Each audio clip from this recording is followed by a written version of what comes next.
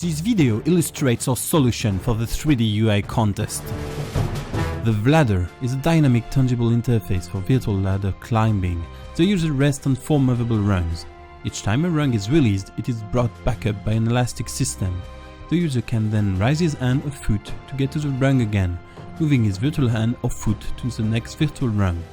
Bringing the rung back down raises the virtual camera, giving the user the feeling he's holding himself up. The objective of the FPDrone was to provide a gesture-based interface enabling the coupling of all the degrees of freedom of the drone at once. We propose a flying interface in which head motion steers the drone and hand motions determine roll and speed. This way, FPDrone takes advantage of body proprioception to provide an intuitive control. Here we show a precise maneuvering operation to recover from pilot error.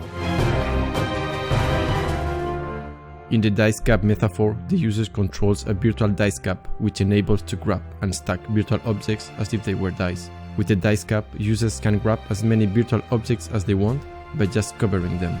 Then, users can release all the previously grabbed objects by just shaking the cap and placing it on the table. All objects are stacked in the inverse order as they were grabbed. Multisensory feedback is provided to improve the user experience.